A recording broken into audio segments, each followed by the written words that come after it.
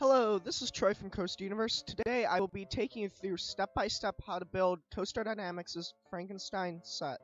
Let's start off the video with what supplies you will need. You will need 4 containers, a screwdriver, 1 or 2 knives, and some oil. It can be WD-40 or anything that does not eat plastic. Now that you have your set, the first thing you want to do is check and make sure you have all the parts that you need. I'm now going to go through the set and tell you what each part is and how many of each part you should have. The first bag I'm going through contains these 2 long straight sections. Those are for the lift hill. There's a little baggie within that bag that holds 4 red pieces and 4 brass pins. These 4 brass pins hold the rails together at split points. The 4 red connectors hold the Flexi track to the rigid track. You will have 2 flexible red tubes. These will become the Flexi track. You will later put spines on them, which come in a little baggie that is separate from them. Inside of one of your Flexi track pieces, there is a long spring that will connect to the motor to bring the train from the bottom of the lift hill to the top of the lift hill. Make sure you do not bend the spring. Going back to that big bag, you should have your motor in there, and a baggie full of all the nuts and bolts you need to build the coaster. This is where you will need your 4 little dishes. Inside of them, you'll want to separate all 4 different kinds of nuts and bolts. The black ones are for the supports, and the silver ones are for the track. Now put these off to the side where you will not knock them over, but where you can also still access them. The next bag I'm going to go through is the support bag. You should have 5 of the longest one, 2 of the second longest, 2 of the third longest, 1 of the second shortest, and 4 of the shortest. The next bag is the bag with all the blue connectors. You should have 2 B's, 2 A's, 4 F's, 2 H's, 1 D, 9 E's, and 6 G's. If any of your track connectors have a bar across between the 2 sides like this one does, simply just take a knife and cut it out. Onto the track. You have 1 U, which is straight, so put that along with those other 2 long straight sections you saw earlier. You should have 8 S's, 8 R's, a bag full of cross ties that will attach to the Flexi track, 2 P's, and 1 T.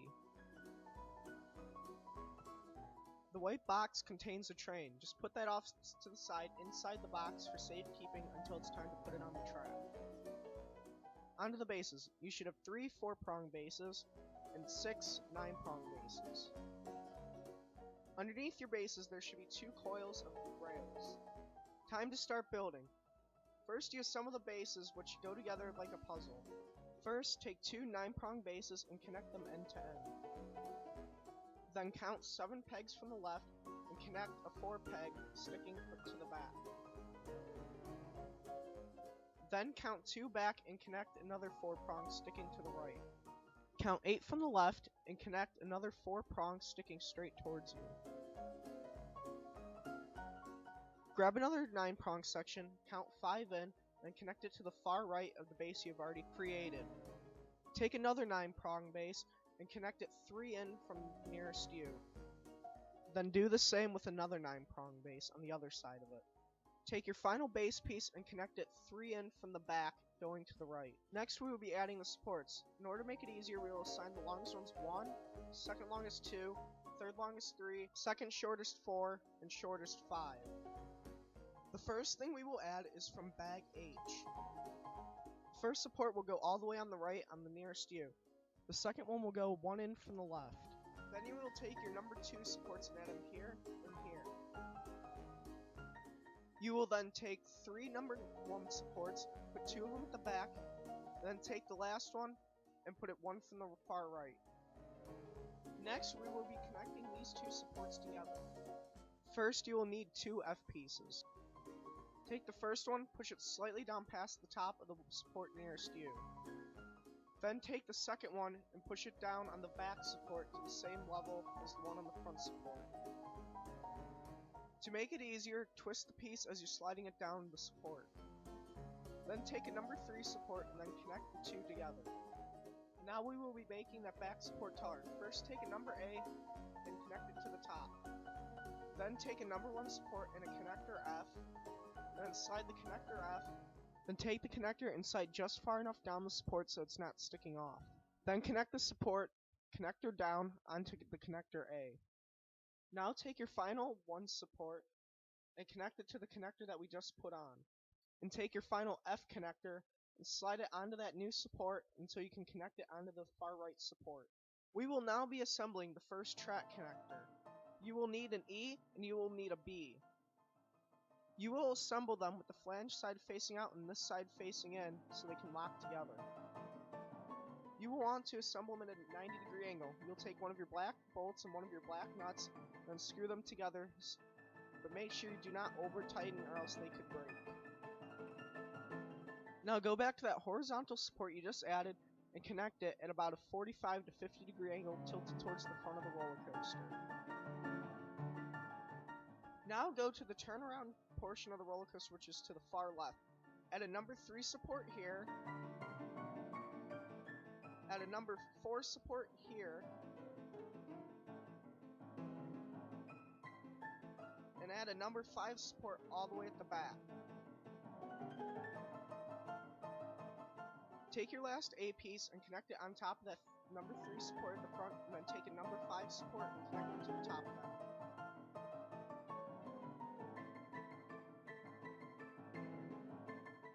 Next, you will need 3 E's and 3 G's.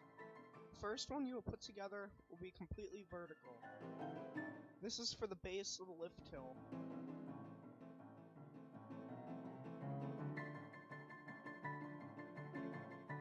The next two will be at 90-degree angles. These will hold up the loop.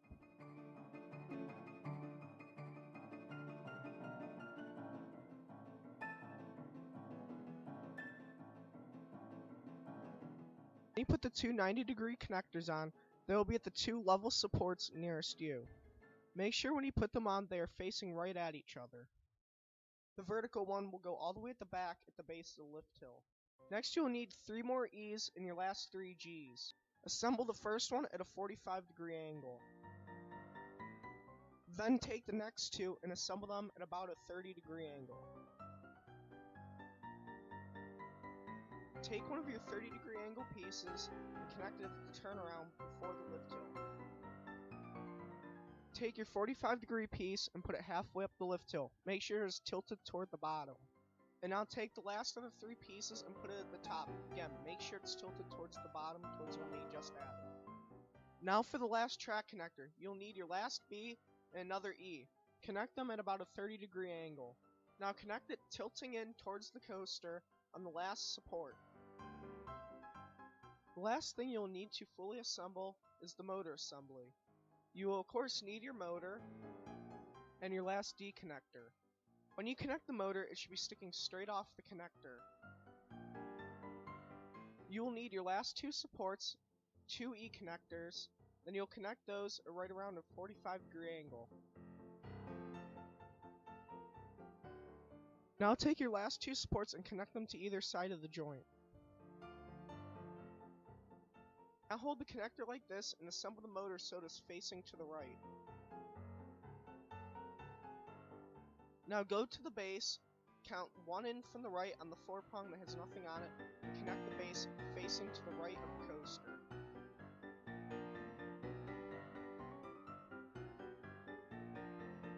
We will be assembling the lift next. Make sure your top support or your middle support aren't twisted like these are.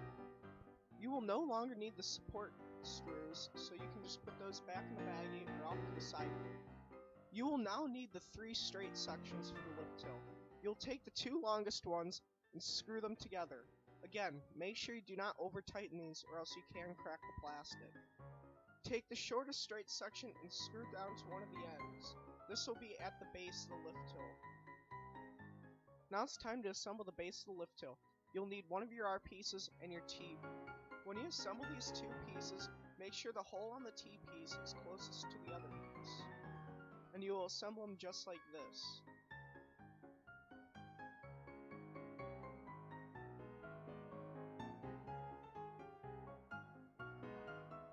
Now take one of your Flexi track connectors that will connect the rigid track to the Flexi track and connect it to the R piece. Make sure the spine is up and not down. Now we will be assembling the crest of the lift hill. You will need your two P pieces and one of your Flexi track connectors. You will connect the two P pieces end to end, and then at one of the ends, you will connect the Flexi track connector. You will now need the long straight piece you have created, the crest of the lift hill, and the base of the lift hill. We will first connect the base of the lift hill, and you will connect that to the end with the short piece of straight track.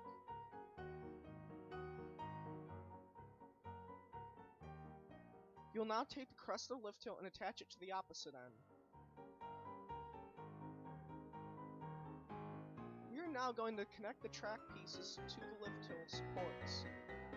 The top support will connect to the second curving piece from the end, and the base will connect onto the end of the Flexi track, so that will not actually clip onto the track yet.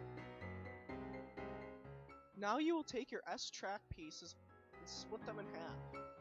Then you will take your last two Flexi track connectors and put it one with each of the groups of S pieces.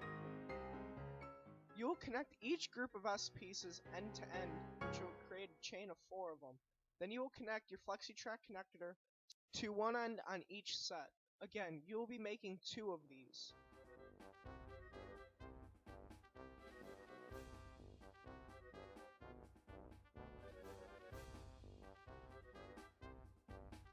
Now you will take all of your R pieces and connect all of them end to end. All of these pieces together will create the vertical loop.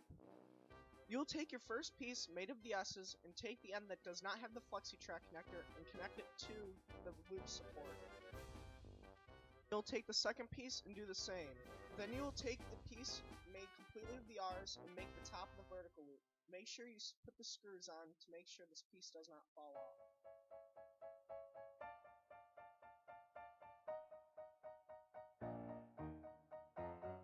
This is what the loop will look like when you are done. Now it's time to assemble the Flexi track. You'll take your spines and you'll snap them one by one onto the Flexi track base. The spacing is not too important, as long as the train does not go over the rails and they bend and make it fall off the track. Now you will take one of your two Flexi track pieces and connect it to the top of the lift, then you'll connect it to the loop. And then when you go and connect it to this connector, you may have to turn it to make sure it fits on correctly. Now you'll connect the other one to the other side of the loop and connect it around to the base of the lift hill. Now that's when you connect into that connector at the base of the lift hill. Okay, now it's time to put the rails on.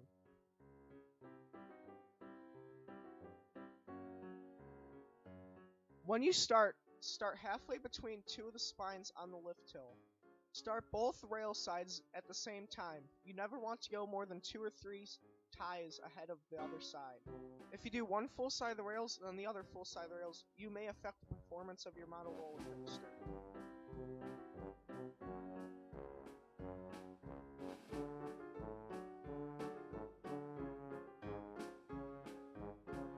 As you are doing this, the Flexi track may come off.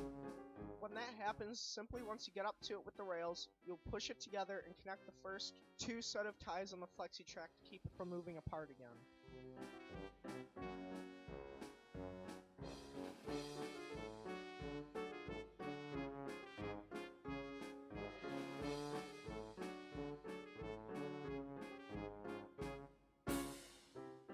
When the rails come around and meet up with the other side of the rails, you'll connect them all the way up and then take your knife and make a little cut so you know where the end of the rail should be.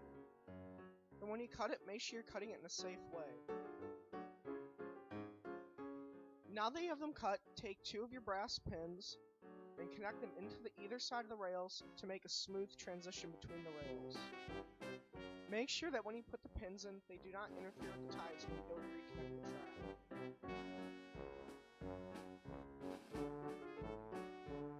Now it's time to put the train on. The first thing you want to do is disconnect 3 or 4 of your ties to make it easier for the train. Now is the time to take the train out of its box. Now check your train and make sure none of the pieces have been knocked off. If everything is okay with your train, you'll push in the side that you disconnected and then put the train on the track. Do not force the train onto the track or else you could break the train.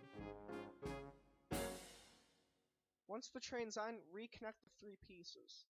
Before you put the spring on, you want to push your train through the track and make sure you did not miss any tie connectors, because if it hits them just like this, it will stop the train. Now it is time to put the spring on. You'll take up the coiled up section and put it through the hole at the base of the lift hill. It should go right through and you'll be able to slide it right onto the motor. When you put the spring on, make sure you're clipping into every single clip up the lift hill, as if you miss one of the clips, your spring could have issues and coil up and bend.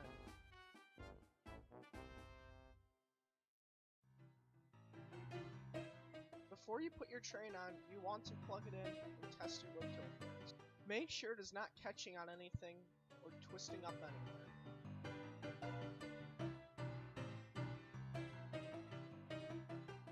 Once your spring is completely clipped in, take your WD-40 or oil and drip it up the spring.